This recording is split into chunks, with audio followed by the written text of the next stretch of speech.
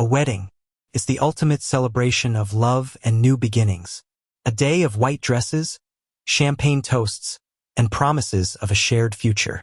But what happens when the smiles are masks, and the family ties that bind are actually chains of resentment, greed, and secrets? What happens when the joyous music is silenced by a scream, and the dance floor becomes a crime scene? Tonight, we peel back the gilded layers of a powerful family to reveal the rot underneath. We're going to a wedding where the only vow that truly matters is a vow of silence. If you're fascinated by the dark truths that can hide behind a perfect facade, make sure you subscribe and click the bell for more stories that prove that sometimes the most dangerous place to be is with family. Now, take your seat, because the reception is about to begin. The Thorne family estate did not whisper wealth. It roared it. The sprawling Tudor-style mansion stood sentinel atop a hill overlooking the valley, its manicured lawns rolling down to a shimmering lake. On this perfect June evening, the estate was at its most resplendent, transformed into the backdrop for the society wedding of the year. Isabella Thorne, the youngest child of the formidable tycoon Marcus Thorne, was marrying Liam, a handsome and ambitious young man from a far more humble background. The air was thick with the scent of 1,000 white roses and the murmur of polite, expensive chatter. A string quartet played softly on the grand terrace as waiters in crisp white jackets moved silently through the crowd with trays of champagne and impossibly intricate canapes. Everything was perfect. Too perfect. Liam stood beside his new wife, a fixed smile on his face, feeling like an actor who had stumbled onto the wrong set. He loved Isabella with an ache that was both pure and profound, but her family was another matter entirely. They were a constellation of cold, glittering stars orbiting the massive gravitational force of their father, Marcus Thorne. Marcus was holding court near the fountain, a stout, silver-haired man in a bespoke tuxedo. He wasn't loud, but his presence filled any space he occupied. He had a way of looking at people as if he were assessing their value, and most were found wanting. Liam had been on the receiving end of that look many times. He knew Marcus didn't approve of him, seeing him as little more than an opportunistic upstart. Isabella squeezed his hand, her smile not quite reaching her eyes. "He'll come around," she whispered, as if reading his thoughts. "He just needs time." Liam nodded, though he didn't believe it. He watched as Marcus gestured his two other children closer. Richard, the eldest, was the heir apparent, a man in his late 30s with a weak chin and the perpetually anxious look of someone who had never quite measured up. He ran a division of Thorne Industries, but everyone knew it was a title without real power. Standing beside him was Eleanor, the middle child. She was sharp, elegant, and possessed a glacial composure that Liam found more intimidating than her father's open disdain. She was a brilliant lawyer, but she had been passed over for the top legal counsel position at the family company in favor of an outside hire. It was a slight she had never forgiven. "Look at them," Liam murmured to Isabella. "A royal court summons." Even from a distance, the tension was palpable. Marcus spoke in a low voice, his expression unyielding. Richard's face flushed a deep, mottled red, while Eleanor's became even more rigid, her jaw tightening. The argument, whatever it was about, ended as quickly as it began. Marcus clapped Richard on the shoulder in a gesture that looked more like a seizure than an act of affection, and the siblings dispersed, their practiced smiles snapping back into place. The reception moved into the grand ballroom for dinner. The room was a fairy tale of crystal chandeliers and cascading floral arrangements. Speeches were made. The best man told charmingly embellished stories about Liam. Isabella's maid of honor cried. Then it was Marcus Thorne's turn to speak. He stood, holding his champagne flute, and the entire room fell silent. "To Isabella and Liam," he began, his voice a low rumble. "A father always worries when his daughter gets married. He worries if the man is good enough, strong enough, to protect what is most precious to him." He paused, his gaze sweeping over the room before landing squarely on Liam. "Time will tell. But Isabella has made her choice. And in this family, our choices have consequences."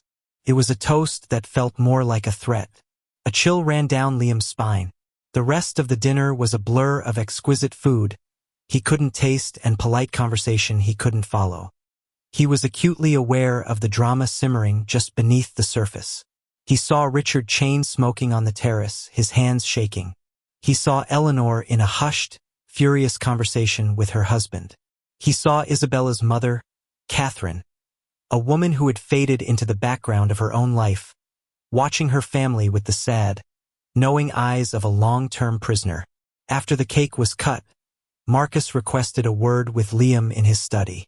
Isabella gave him a nervous look, but Marcus was not a man you refused. Liam followed him down a long, oak-paneled hallway lined with portraits of stern-faced ancestors. The study was Marcus Thorne's inner sanctum. Dark wood, leather-bound books, and the faint smell of cigars and power. Marcus didn't invite him to sit. He went straight to his massive mahogany desk. "I had you investigated, of course," Marcus said, his tone casual. "A man can't be too careful." Liam's heart froze. "I have nothing to hide."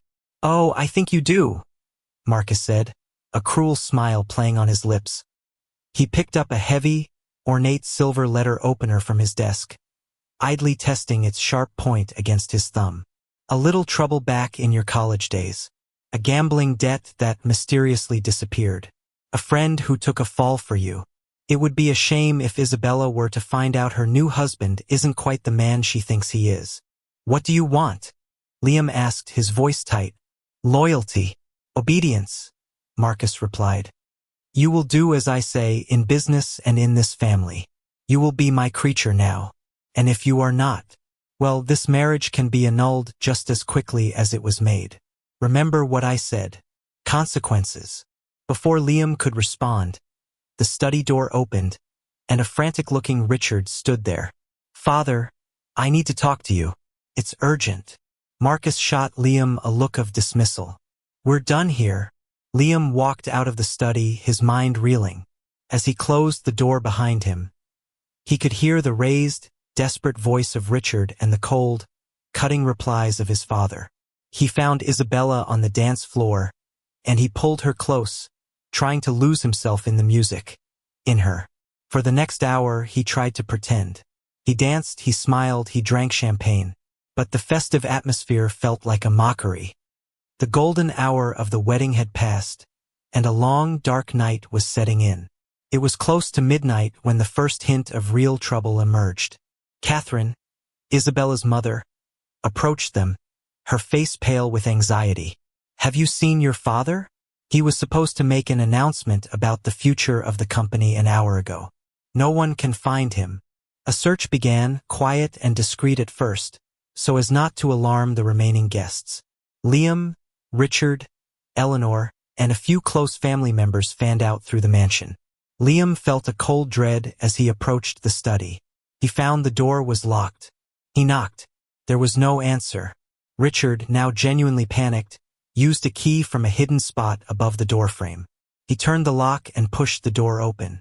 The scene inside was one of serene horror. The room was just as Liam had left it, except for one thing. Marcus Thorne was slumped back in his high-backed leather chair behind the desk. His eyes were open and vacant, staring at the ceiling, and protruding from the center of his chest, driven into the hilt, was the ornate silver letter opener. For a moment, there was only silence. Then, a scream tore through the perfect, festive night. The wedding feast was over. The crime scene had just been declared. The scream, raw and piercing, belonged to Catherine Thorne. It was the sound that shattered the illusion of the perfect night, a sonic bomb that vaporized the polite chatter and lingering music. Chaos bloomed in its wake. Guests, drawn by the sound, began to cluster at the end of the hallway, their faces a mixture of confusion and morbid excitement. Richard, after a moment of stunned paralysis, reacted with surprising force. "Get everyone out!" he bellowed at his brother-in-law, his voice cracking with a combination of panic and newfound authority. "Eleanor, call 911. Liam, help me lock this place down. No one leaves." Liam, his mind still struggling to process the grisly tableau in the study, was jolted into action. He and the wedding planner began herding the bewildered guests towards the main entrance, fabricating a story about a sudden medical emergency. The whispers started immediately, spreading through the departing crowd like wildfire. The estate, which hours before had been a stage for celebration, was transformed into a pressure cooker. The main family, Catherine, Richard, Eleanor, Isabella, and Liam, retreated to the grand living room, a vast, cold space that now felt like a holding cell.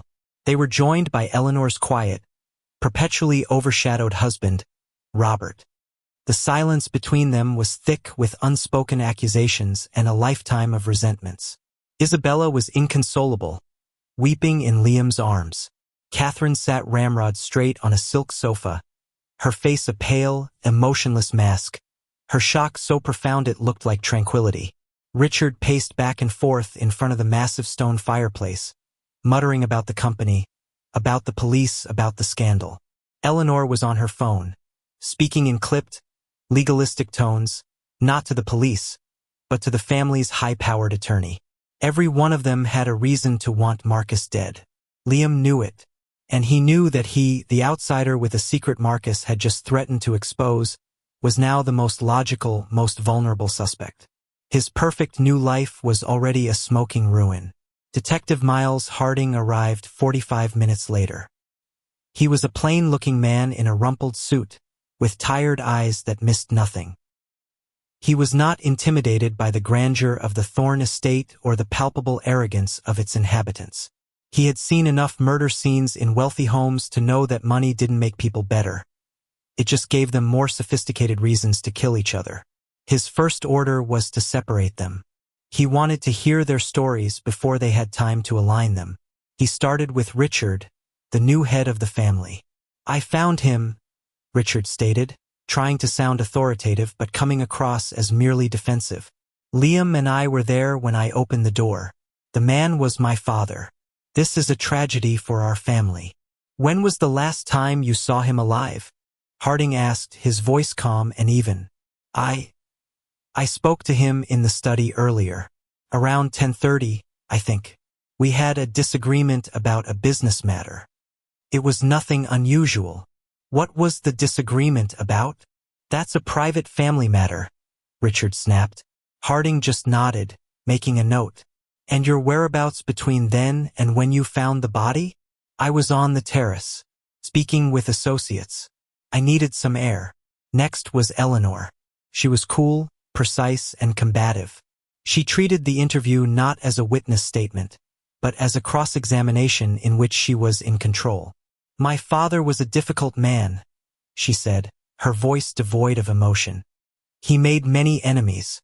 I would suggest you look outside this family." "And where were you, Miss Thorne?"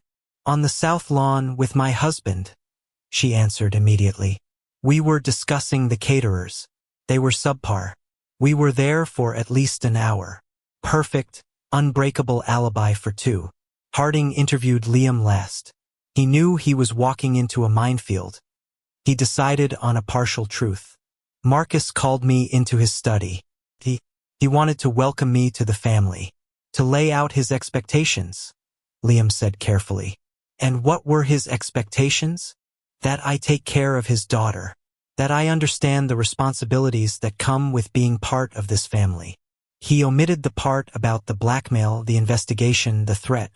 To admit it would be to admit a motive. "And after you left the study?" Richard went in. "I could hear them arguing. Then I went back to the reception. I was with my wife until we started looking for him." Harding listened to them all, his expression unchanging. He knew they were lying. Maybe not all of them, but the air was thick with deception. He knew the murder weapon was the letter opener from the desk. The coroner's preliminary estimate placed the time of death between 10:30 p.m. and 11:15 p.m. A narrow window. A window in which Richard admitted to arguing with him, and Liam admitted to being threatened by him. A window in which Eleanor claimed to be on the opposite side of the estate, and Catherine, the grieving widow, claimed to be in her upstairs bedroom with a migraine. The forensic team made a key discovery. The study door had been locked from the inside. There were no signs of forced entry, but the lock was old, And as Richard had demonstrated, there was a skeleton key hidden on the doorframe. A key the entire family knew about. This was not a murder by an outsider. This was a locked room mystery where everyone in the house had a key. As the sun began to rise, casting a sickly gray light over the perfectly manicured lawns, the Thorne estate felt less like a home and more like a mausoleum. The guests were gone, the music was silenced, and the beautiful wedding feast had become a cold buffet of evidence. The House of Thorne was now a house of whispers, and Detective Harding was determined to hear every single one. Each family member was a suspect, trapped together in their gilded cage, watching each other, wondering who among them was the killer. And Liam, the newcomer, knew that in a family that ate its own, the outsider was the most likely to be served up as the main course. The days following the murder were a slow-motion nightmare. The Thorne estate became an opulent prison, the police tape on the study door a constant, jarring reminder of the violence that had shattered their lives.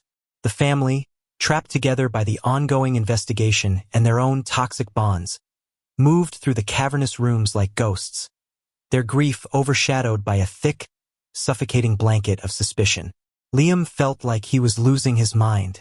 Every conversation was layered with hidden meanings. Every glance felt like an accusation.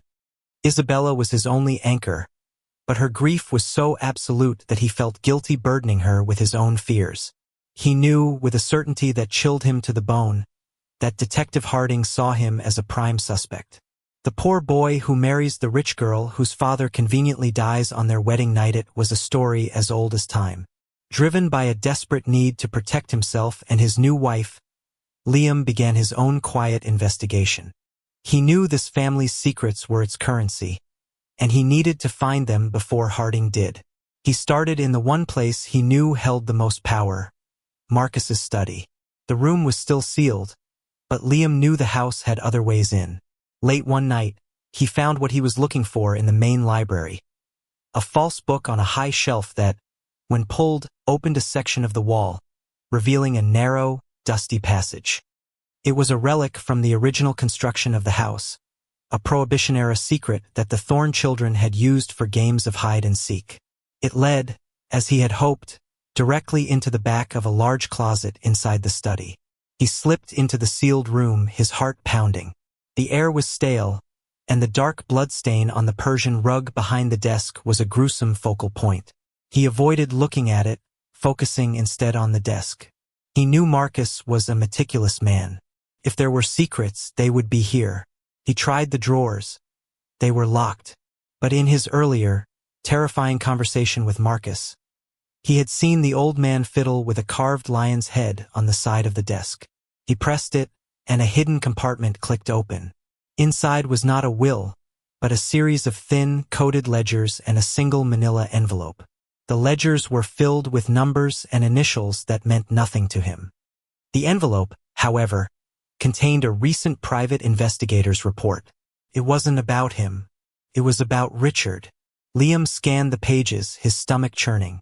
It detailed Richard's secret life, massive gambling debts owed to a very dangerous loan shark, a series of failed side deals made using Thorne Industries' name as collateral, and desperate attempts to siphon money from a subsidiary account. The final page was a summary. Richard was on the verge of complete financial ruin, and he was about to drag the company's reputation down with him. Liam remembered the announcement Marcus was supposed to make. He wasn't going to name Richard his successor. He was going to expose him.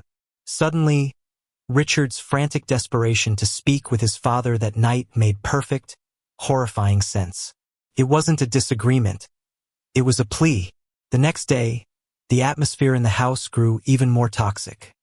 The family lawyers had arrived, and the primary topic of conversation was the reading of Marcus's will. The family gathered in the living room, a strained, funereal assembly. The lawyer read the document in a dry monotone. The bulk of the estate, the house, the assets, the controlling shares of Thorne Industries was to be placed in a trust, managed by a board. The children would receive generous allowances, but no direct control. But there was a codicil, an amendment added just a week before the wedding. It stipulated that if any of his children were found to have brought disgrace upon the family name or the company, their access to the trust would be permanently revoked. The decision rested solely in the hands of the executor of his will. The executor he had named was his sharpest, most ruthless child, Eleanor. The room erupted. Richard, his face purple with rage, lunged to his feet. He gave her the sword. He gave her the power to cut us all off. Eleanor, for her part, looked genuinely stunned. It was a classic Marcus Movia posthumous act of manipulation, designed to pit his children against each other even after his death. He had handed her a weapon, and now Richard, who she knew was on the brink of disgrace, was completely at her mercy. Liam saw it all clicking into place. Richard had a clear motive, to stop his father from exposing and disinheriting him. But now Eleanor had one too. With Marcus dead, she was suddenly the most powerful person in the family. Had she known about the codicil? Had she killed her father to seize the power she had always been denied? Later that day, Liam overheard a hushed, venomous argument between Eleanor and her husband, Robert, in the garden. "You have to be careful," Robert was pleading. "Don't do anything rash. Richard is unstable." "Richard is a fool." Eleanor's voice was like ice. "But he's not my only problem. Father knew everything. He knew about us. He couldn't have. He did. He hinted at it weeks ago. He said he had disappointments to deal with." The conversation chilled Liam. What did Marcus know about Eleanor? Another secret, another potential motive. The house was no longer just a house of whispers. It was a house of lies, each one built upon an inheritance of secrets and deceit. He knew that in a family as tightly wound as the Thorns, you didn't break down the door. You just waited for the pressure inside to blow it off its hinges. While the family was consumed by the venomous fallout from the will, Harding and his team were quietly dismantling their stories, brick by brick. He started with the simplest alibi, Richard's. Richard claimed he was on the terrace speaking with associates after the argument with his father. Harding's team tracked down every guest Richard had spoken to. Their timelines were vague, but one detail was consistent.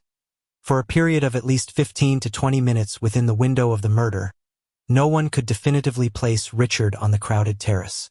He had been circulating, a convenient excuse for being unaccounted for. Next, Harding turned his attention to Eleanor and Robert. Their alibi was perfect, almost too perfect. They were on the south lawn, alone together, for the entire duration. But Harding had a thought. He requested the security footage from the neighboring estate, a sprawling property whose cameras had a partial, long-distance view of the Thorns' south lawn. After hours of watching grainy, time-lapsed footage, they found it. A clear shot of the south lawn, illuminated by the wedding lights. For the entire hour Eleanor and Robert claimed to be there, the lawn was empty. Their alibi wasn't just shaky. It was a complete fabrication. Armed with this, Harding decided it was time to apply some pressure. He called Eleanor and Robert back to the station. He didn't confront them immediately. He let them sit in a sterile interview room, the silence stretching uncomfortably. "Your story about the caterers is very detailed," Harding began, his tone deceptively casual. "But we have a small problem. We have video evidence showing the south lawn was empty during the time you claim you were there. Would you like to revise your statement?" Robert blanched, but Eleanor's glacial composure barely cracked. "The footage must be mistaken." "It's not," Harding said flatly. "So let's try again. Where were you?" Eleanor finally broke. Her confession wasn't emotional. It was a strategic retreat. "I was not with my husband. I was in the west wing of the house, with someone else." It was the secret Liam had overheard her alluding to. She was having an affair and had been with her lover during the time of the murder. She had concocted the alibi with her husband to protect her marriage and her reputation. It was a damning lie, one that proved she was capable of profound deception, but it also, ironically, cleared her of the murder itself. Harding would verify her story with her lover, but he already believed her. The motive for lying was clear. With Eleanor's alibi shattered, Harding refocused on the two people who were verifiably near the study that night. Liam and Richard. He suspected one of them was the killer, and the other was either an accomplice or the next victim. It was Liam who inadvertently gave Harding his next break. Racked with guilt and fear, and wanting to shift the spotlight away from himself, he anonymously mailed the private investigator's report on Richard to Harding's office. He thought it would seal Richard's fate. Instead, it did something far more complicated. Harding read the report, and it confirmed everything he suspected about Richard's motive. It was airtight, but something bothered him. Why would the killer, who had been so careful, leave such a perfect trail of breadcrumbs leading to someone else? Felt too neat, too convenient. His thoughts turned back to the quietest member of the family, the one whose grief seemed so profound it had rendered her almost invisible. The widow, Catherine Thorne. Her alibi was that she had a migraine and was resting in her upstairs bedroom. It was an alibi with no witnesses. She was the grieving wife, a figure of sympathy. But Harding knew that grief could be a powerful mask. He decided to revisit the crime scene evidence, looking for something that didn't fit the narrative of a male killer, someone like Richard, who had been in a heated argument. The coroner's report noted the force of the blow was significant, but the angle was slightly unusual, almost precise. It was driven straight in, not the result of a wild, angry stabbing. It was deliberate, cold. Then, a junior officer reviewing the crime scene photos pointed something out. A tiny, almost invisible detail on the floor, near the edge of the massive desk, partially obscured by the intricate pattern of the rug. It was the back of an earring, a small platinum clasp of a very expensive, very specific design. It didn't belong to any of the forensics team. They bagged it and cross-referenced it with photos taken earlier in the evening.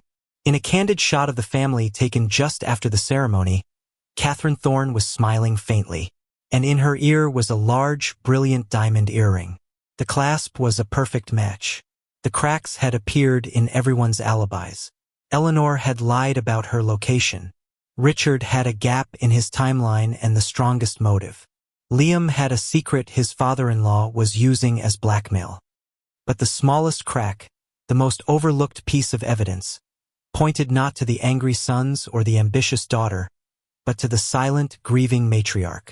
Harding now knew he wasn't just investigating a murder. He was uncovering a rebellion. Detective Harding decided the final act of this family tragedy should play out where it began. He requested the remaining Thornes, Catherine, Richard, Eleanor, and the newlyweds, Liam and Isabelato, meet him in the grand living room. The room, once filled with wedding guests, was now heavy with the silence of a tomb. They sat stiffly on the silk and damask furniture, a fractured portrait of a dynasty in ruins. Richard glared at Eleanor, who stared icily back. Isabella clung to Liam's hand, her face pale and drawn. Catherine sat slightly apart from the rest, a figure of quiet, composed sorrow.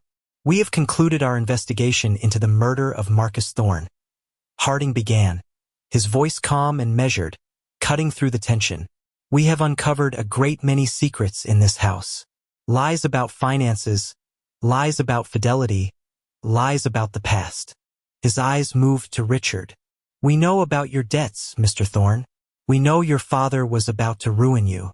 You had the motive, the opportunity, and the temperament." He then turned to Eleanor. "And you, Miss Thorne, you lied to us about your whereabouts. A lie to cover an affair, which your father had likely discovered. You stood to gain immense power from his death." Finally, his gaze settled on Liam. "And you, Mr. Miller, you were not welcomed into this family. You were blackmailed. Marcus Thorne owned you, and your only way out was his death. He let the accusations hang in the air. Any one of you could have done it, and for a time I believed one of you had." Harding paused, then walked over to a small evidence bag on the mantelpiece. "But the evidence doesn't point to a crime of passion or desperate self-preservation. Points to something else. We found this at the crime scene." He held up the bag. Inside was the tiny platinum earring clasp. Isabella gasped.